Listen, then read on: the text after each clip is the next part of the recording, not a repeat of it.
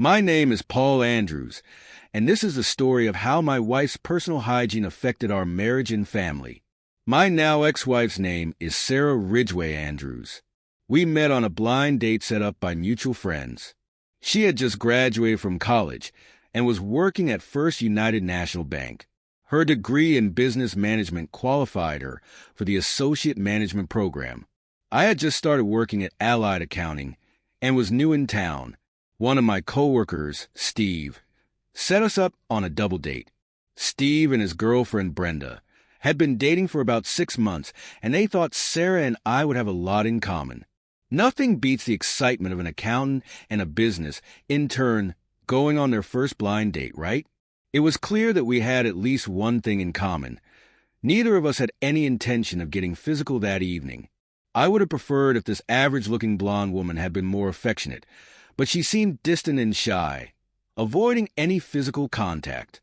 She kept herself covered in a heavy sweater, long skirt, and jacket. We did have a good conversation, though, discussing our career expectations. We both shared our dreams for the future, and to my surprise, they were very similar. We both came from middle-income families and small towns. I wanted to become an entrepreneur, using my accounting background to make wise financial decisions. She aimed to have a stable life and climb the corporate ladder. We talked about how, with the exception of a few maternity leaves, she planned to keep moving up in her career. This gave me some confidence that someday someone would be interested in her, maybe even more than just a few times. The evening ended with me walking her to her apartment. She gave me a quick, passionless hug and thanked me for the evening. It was better than spending the night alone, drinking beer in my small apartment. The following Monday, Steve came into my office. He greeted me, and I teased him about how relaxed he must have been with Brenda on Saturday night. He smiled and said, "Yes, everything went well. But I've got to tell you, Sarah couldn't stop talking about you to Brenda. She told her to tell me to tell you to call her. It's like junior high all over again." I was surprised. Apparently, Sarah thought we would make a great couple. After a few months of dating, I learned what she had been hiding under those heavy clothes. This woman had the beauty of a Playboy model. Big breasts, a firm stomach, and well-shaped hips. She admitted that in high school, she had turned into a beautiful woman and, to her dismay, was constantly groped and propositioned by boys. She had tried to dress conservatively to avoid attracting unwanted attention. Through a combination of great sex, a solid personal relationship built on admiration, trust, and mutual care, we found our love. The marriage seemed like a natural step, and soon we had 2 children, Hannah and Miranda. Our sex life was great before the kids, and even better afterward. We bought a starter home and a minivan. Sarah climbed the career ladder, taking on more responsibilities, and I was doing well at Allied Accounting. I even got a leave of absence to work on my CPA. Mr. Carrot, the owner of Allied, took me under his wing and taught me much more than any textbook could. One day, he asked me to lunch. He told me he was in talks to sell the firm to a large accounting group. "Paul, you're my best employee, but you won't thrive under the new owner," he said. "You've got an entrepreneurial spirit, and you need to realize it. I think you should leave Allied before the buyout and start your own practice. They'll kill your spirit. Please start planning for your future. I'll make sure you take a few clients with you when you leave, so you don't starve." I was surprised and didn't know what to say except, "Thank you." Over the weekend, Sarah and I discussed it nonstop. "Don't leave Allied," she said. "Forget about risky business. Work hard to get a promotion, and you can make good money as an accountant in a large company." "Yes, but if this is what I'm going to be doing for the next 35 years, I'll hate it," I replied. "This is my chance to break out and do what I've always wanted to do, start my own business. I'll work from home at first, building my clientele, and then move into an office when I can afford it." "Paul, this is an unwise move," she said. "We have 2 small children. We can't afford to take any more risks. I can't wait until the end of my life to take a risk. For me, it's now or never," I replied. Sarah pouted. I don't like it, but I can't stop you. Just make sure this works, or I'll be very angry with you. And don't expect me to finance this disaster. I'm opening a new checking account for my income and will pay half of the household expenses. You better cover the other half. I'll do my best, I answered, though I wanted to say, and thanks for that. She pulled herself together and said she wouldn't participate in any loans for my new business if it failed. She wanted to be on the sidelines while I took the risks, but I knew she'd be there to enjoy the success when it came. Over the next year, things got tough.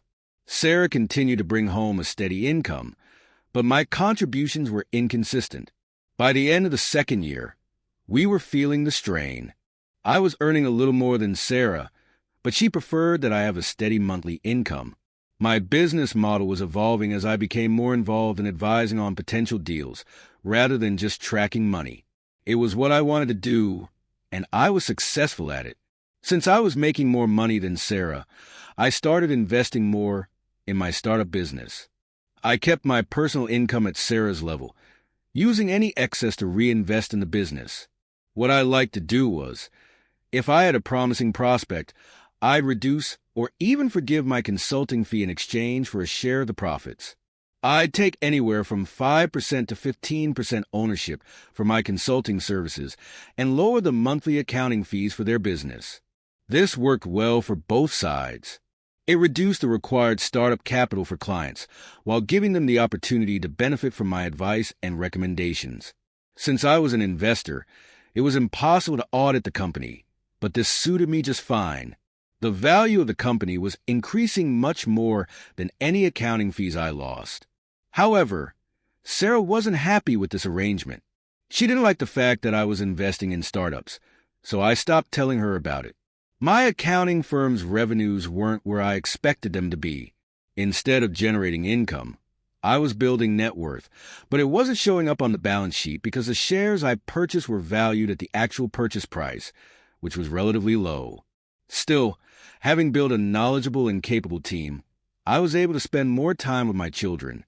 3 months into tax season, it was a completely different story.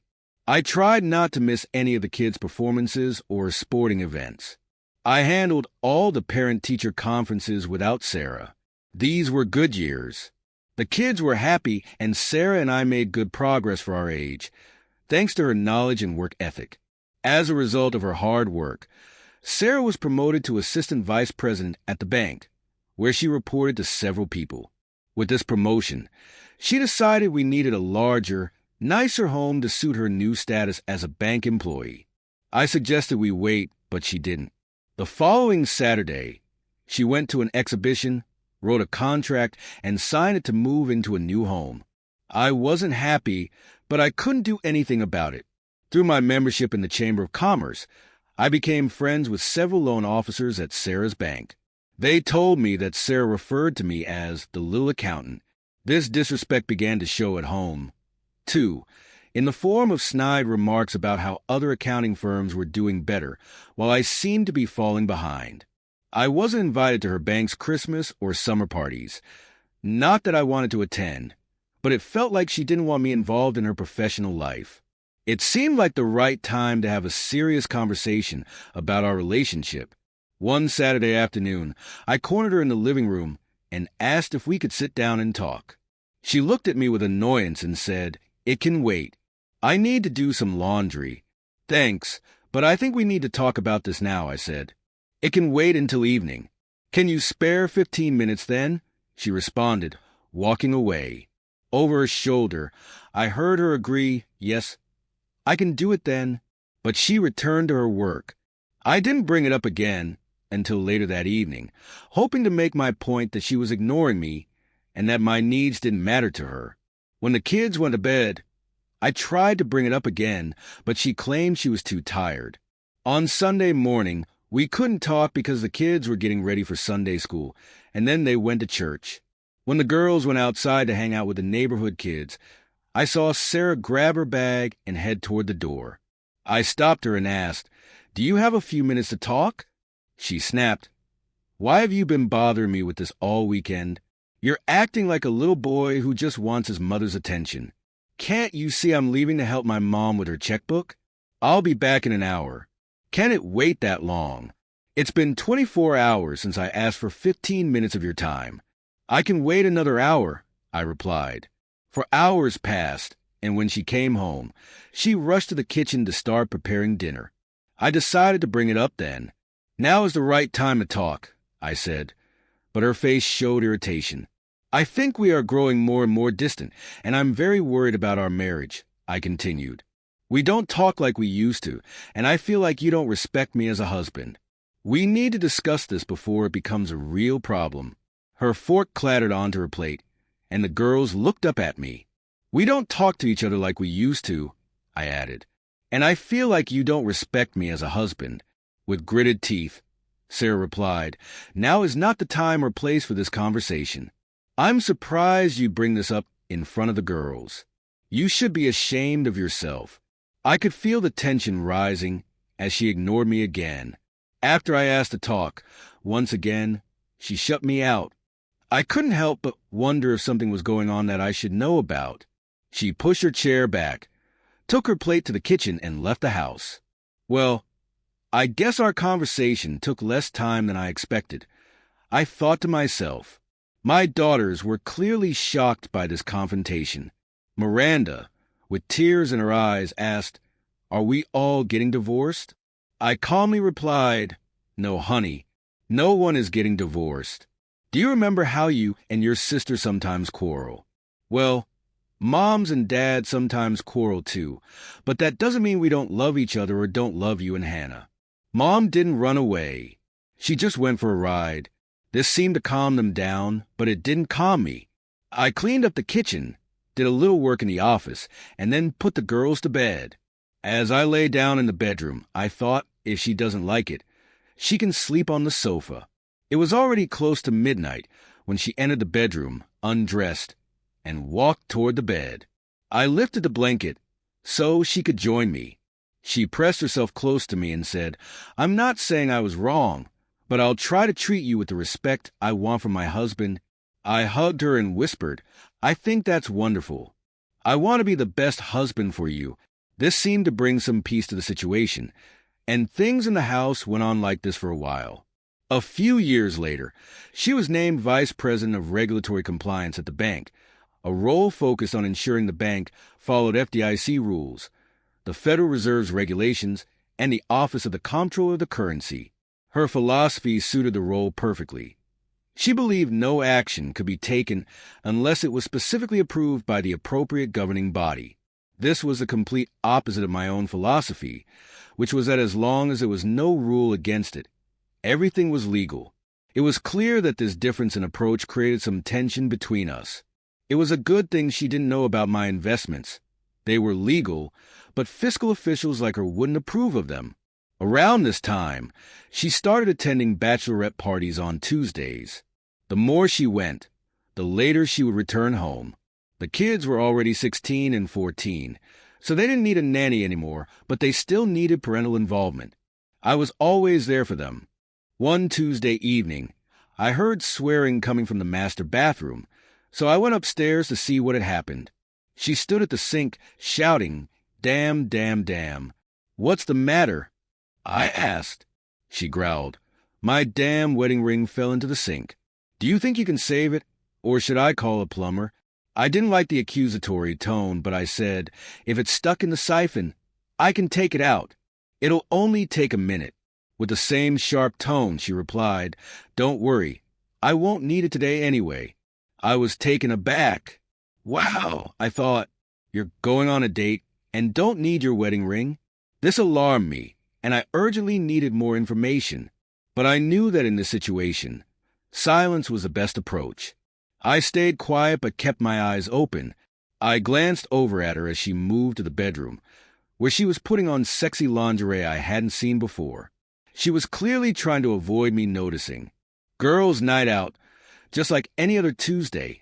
Don't you remember?" she snapped. Feeling like I wasn't getting anywhere, I went to the garage to get pliers to remove the siphon.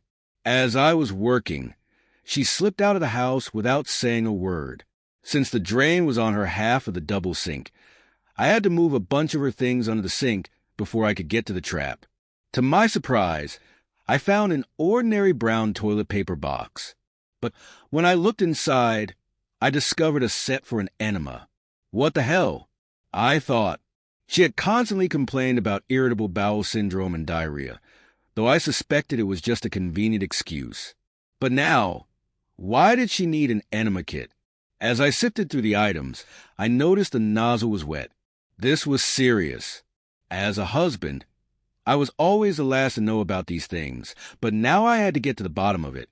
I took a pencil and marked the spot on the floor where the brown box had been. I wanted to see if it would be moved in the next week. I also took a photo of a couple of items to see if she put the set back in the box the same way. She returned home around midnight, undressed, closed the bathroom door, and started to shower. I tried to pretend I was sleeping, but I could feel my heart racing. She flopped into bed hard enough that I had to act like I had just woken up. I heard her giggle lightly. The next morning I got up early, mostly because I couldn't sleep. I closed the bathroom door before I took a shower, wanting to check the brown box. Sure enough, it had been moved. The enema nozzle was still wet, and the box was an inch off the line I had marked. Someone is having serious sex, I thought, using a Ziploc bag. I carefully removed her thong and sent it off to be tested for biological substances. As an accountant, I was very familiar with property distribution in the case of a divorce. I had already seen enough. The more I learned, the clearer my plan became. The ultimate goal was to keep custody of my daughters and maintain control over the situation, particularly since I had already proven I could make money. What mattered now was ensuring the girls stayed with me. I knew Sarah wasn't a good influence. Her obsession with perfectionism had made her intolerant, and her moods had gotten harder to manage. For years, I had watched her become cruel when things didn't go according to her rigid expectations. Now it was time to use that to my advantage. The first thing I did was sabotage her morning. I turned off her alarm clock, knowing how much she hated being late. I wanted her to feel disorganized and irritable. The kids noticed her frustration, and I quickly reassured them that she was just having a rough morning. Nothing serious. As expected, Sarah was livid when she realized she had overslept, blaming me for the whole mess. It didn't matter that I had nothing to do with her choices the night before. She needed a target for her anger. I stayed out of her way, watching as she lashed out at the kids and me. It was all too easy. By the time she rushed out the door to her Lexus, I had already made sure it wouldn't be a smooth drive. Her tire warning light was on, which would drive her crazy, and as she backed out, I made sure she ran into the garage door, damaging it just enough to create a scene. It wasn't a total disaster, but it was enough to fuel her rage. I continued to sit back and observe, letting her fume while I played the role of the calm father. The girls were clearly unsettled by her behavior, but they understood. They'd seen it all before. As for me, I knew what was coming next. I had a plan to gather more evidence, which meant setting up cameras and voice recorders around the house. I wasn't just going to sit back and let things fall apart. I needed information to support my side of the story when it all came to light. I knew I had to be cautious, though. There was no turning back once the truth was out. But I wasn't worried. Sarah's fury and overreaction would only work in my favor. The next day, she arrived home like a whirlwind. Her anger was palpable, and she stormed around the house, making sure everyone knew how horrible her day had been. I watched as she retreated upstairs, ready to throw herself into a bath to unwind. It was the perfect opportunity for me to slip the recorder into her purse and prepare for what was to come. I didn't need to be in bed with her tonight. I knew the morning would bring more chaos. I didn't even mind the noise that filled the house the next morning. It was all part of the plan. Sarah's volatile behavior was exactly what I needed to demonstrate to the girls that I was the more stable parent. I had backed off from direct torment, but little things kept going wrong for Sarah, just enough to keep her on edge. A diamond earring disappeared. The red wine stain she couldn't remember from Tuesday showed up on her dress, and the lining of her favorite shoes started to peel. The car troubles were endless, 2. Every time she drove, there'd be a subtle problem.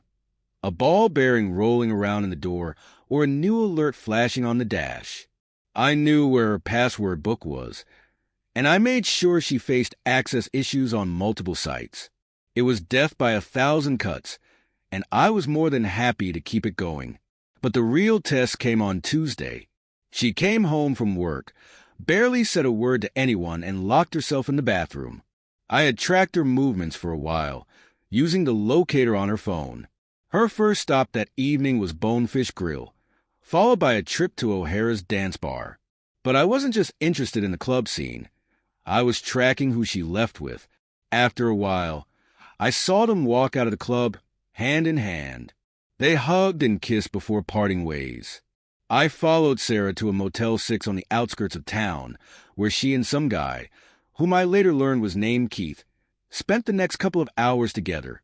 I made sure to note down the details of his car and cause a little more inconvenience for Sarah, letting the air out of her tire and smearing grease on her windshield. I knew the car troubles would drive her crazy. While they were in the motel, I took advantage of the time to review the recording from the voice recorder I'd planted in Sarah's purse. The noise of the club made the conversation difficult to hear, but at Motel 6, the recorder picked up everything. I learned that Sarah and Keith had been meeting regularly, spending every Tuesday night and alternating Thursdays at the Hyatt Hotel. They'd been using corporate cards to book rooms and joked about hiding their affair from the bank president. Their conversations were full of arrogance and selfishness. Sarah talked about how much she resented me, even suggesting a divorce as soon as Miranda, our daughter, left for college. She had no interest in being with me anymore. In fact, she had already made plans with Keith to keep things secret until after the prenup ended. It was all about money and convenience. As I listened to their conversation, I felt a sense of disbelief. I had known about Sarah's flaws, but to hear her openly discuss them like this, it was a wake-up call. The two of them deserved each other. Their entire relationship was based on deception, both emotionally and financially. I could only imagine the chaos and betrayal that would follow as they continued their secretive, manipulative ways. I made sure to check the tires and leave the garage door open, but Sarah's behavior remained disrespectful and vile, a fact that was painfully obvious to both me and the girls. As expected, the report confirmed that traces of biological origin were found on the thong I had kept for evidence. Now, I had enough to move forward with the divorce. I instructed my lawyer, Jeff Green, to seek full custody of the girls, as I had the majority of contact with them. Judging by Sarah's actions, it was unlikely the girls would even want to speak to her. Jeff warned me that it would be difficult, but I insisted we move forward with my plan. The house would be split 50-50 until it was sold, and after both girls left for college, we would keep our retirement funds and investments separate. Neither of us would pay child support, but Sarah would have to cover regular child care and college tuition, which we had mostly saved for, though not enough for outings and other extras. Sarah had joined the bank's deferred compensation program when she became a full-time vice president, and I planned to leave that account untouched unless she demanded my share. As preparations for the divorce continued, I started removing valuable items from the house, storing them in a secure place. I backed up my computer daily and kept the data separate from my main machine. I intended to keep the house, but I wasn't sure how Sarah would react when she received the summons. On Jeff's advice, I hired a private investigator to find out more about Keith, her lover, and where he worked.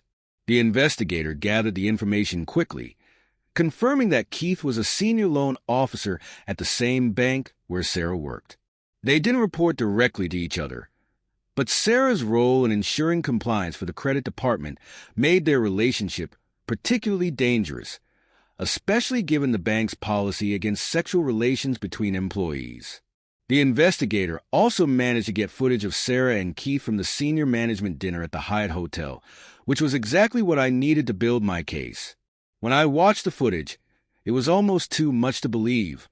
Sarah walked like she was intoxicated, the pressure from her tilted heels throwing her off balance. She stumbled into tables and chairs, and at one point, 2 bottles of wine were knocked over. The entire scene was laughable, and I couldn't resist the idea of submitting it to America's Funniest Videos once Sarah signed the release. It didn't end there. After the dinner, Sarah and Keith retired to his room, where they spent the night together. All of it was captured on video, thanks to the tiny camera the investigator had placed under the door. By the time Sarah returned home on Saturday, it was clear she had spent the entire night with Keith. When she came home, she acted as if nothing had happened, but I could see right through it. The following Wednesday, when she came home exhausted from work, I decided to play a small trick. I altered the temperature in the bathroom to ensure her bath would be ice cold. When she entered the tub, she screamed in horror as she realized the water was freezing. She slipped and struggled to get out, tearing the towel rack off the wall in the process. When I rushed in to help, I couldn't suppress my laughter. She slapped me for what she assumed was my fault, and when the girls heard her screaming, they ran in to witness her tantrum. Sarah lashed out at the girls, screaming, "It's all your fault. You used up all the hot water. Because of you, I couldn't get the relaxation I so desperately needed. Damn you." With that, she stomped off to the bedroom to get dressed. The girls burst into tears, rushing to her to explain that they hadn't used the hot water, but Sarah wasn't having it. "Shut up. I don't want to hear your excuses. Get out of my sight," she yelled, and the girls fled, sobbing. It was worse than I had imagined. I didn't think she would direct her anger at them, but I was wrong. I made a mistake in thinking I understood where her frustration would be aimed. She turned to me next. "What the hell are you looking at? Go fix my bathtub. Do you think you can do at least one simple thing in this house?" I led her to the bathtub and turned the hot water back on. She was seething. I took her hand, sprinkled hot water over it, and said, "You've got plenty of hot water now." I paused, staring at her for a few seconds without saying another word. After that, I took the girls out for dinner to get away from the tension. On the way to dinner, the girls were still crying. I pulled the car over a few blocks away to console them. "I'm really sorry you had to hear that," I said. "You don't deserve this. You're wonderful girls, and I'm so proud of you. Please forgive your mother for her behavior, and forgive me for allowing it to happen. I should have done better." It seemed to calm them down, and I realized that I needed to be careful in how I separated myself and the girls from Sarah. It was hard, but there was a part of me that was starting to enjoy the subtle ways I was tormenting her. That night, after returning home and putting the girls to bed, I laid down on the sofa. In the middle of the night, I woke up feeling an eerie presence. I looked up and there stood Sarah, just staring at me. Finally, she spoke. "I shouldn't have yelled at the girls like that. It's not their fault. I must have turned the wrong knob. The past month has been overwhelming. Flat tires, garage doors, faulty evening shoes. Everything's been irritating me to the extreme. I need to get my life back on track." With that, she turned and went back upstairs, and I realized that was probably all she wanted to say. The following week, I received a surprising offer. One of my investment partners had a 2-bedroom apartment in Breckenridge, Colorado, and he was looking to rent it out for the week between Christmas and New Year.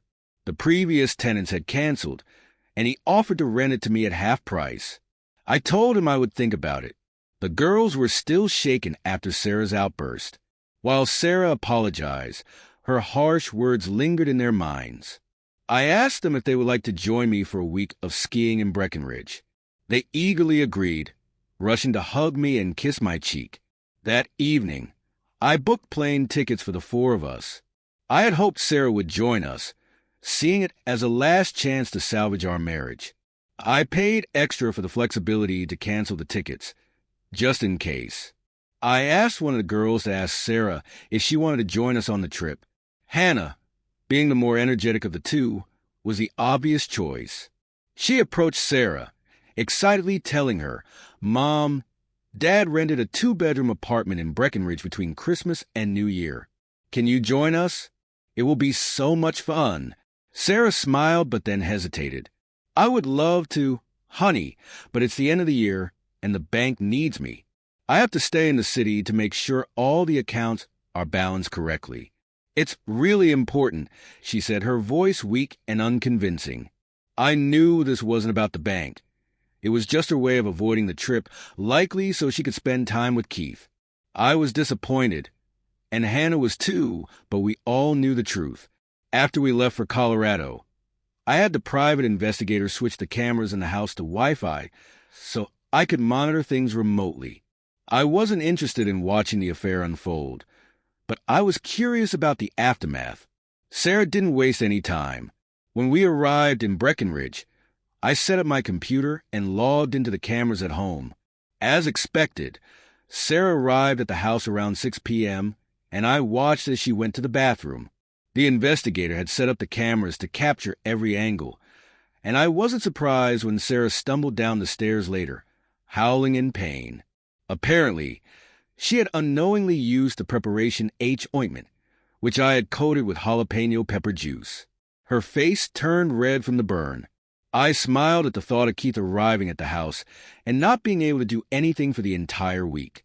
Meanwhile, the girls and I had arrived in downtown Breckenridge, and after enjoying some pizza, we walked around. The girls found a teen club and asked if they could go in. I agreed, happy to give them some independence for the night. While they danced and enjoyed themselves, I sat at a table reading my emails. Soon, I caught the eye of a woman across the dance floor. She was attractive, and as we both watched our children, she approached me. "You must be Hannah and Miranda's father," she said. "Why don't you come join the rest of your family instead of staying here alone?" Her name was Donna, and she had 2 boys, Zach and Michael, who were around the same age as my daughters. We hit it off quickly, and as the evening went on, we learned more about each other. Donna had been widowed 2 years ago when her husband was killed in a car accident. We found comfort in sharing our experiences and began to realize that our connection was something special. By the end of the week, it became clear to both of us that we wanted to spend more time together. It was time for me to end my marriage with Sarah. The decision felt like a relief. When we returned home, Sarah looked tired and drained. Maybe she should have come with us to Colorado after all. We had an amazing time after seeing my wife, who had been quite hot-headed during the first night in Colorado. I didn't feel the need to keep watching what was happening back home. It didn't matter to me anymore. I told Jeff to handle the paperwork and submit it to the bank. The girls took the news of our divorce as I expected. They saw how my relationship with Sarah had deteriorated over the last 6 months and compared it to the much healthier interactions I had with Donna. Hannah, being the only one to approach the main topic, asked, "What will happen to Miranda and me now? Where will we go?" I hugged both girls and assured them, "From the day you were born, you were my whole world, and that's not changing. You will always be my priority. As for the divorce, I've asked for full custody, and you will stay in this house. You'll keep going to the same school, see your friends, and I'll continue to take care of you and cook for you. You'll see your mom whenever you want. During the divorce proceedings, you'll get to choose who you'll live with, but it's your decision. No need to decide right away. And know that both your mom and I will always love you." I told them to go out to dinner, while Sarah and I discussed things. As they left, I checked my phone and saw numerous missed calls and texts. I guessed it was from Sarah. Instead of letting it go to voicemail, I decided to call her. The first words I heard from her were nothing but anger. She ranted and screamed at me until she ran out of breath. I just let her go on, knowing there was no point in trying to speak. Finally, she calmed down and demanded, "Why did you do this to me? Why don't you love me anymore after everything I've done for you, for the girls?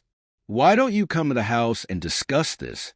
I replied calmly, "You've been cheating on me with Keith Miller for I don't know how long. How did you think this would end? I gave you a chance to fix things, to start fresh in Colorado, but you chose him over your family. Now you have to face the consequences. You need to move everything out of the house and go stay at a hotel while we sort this out. You can see the girls whenever you want, but from now on, We only talk about the divorce.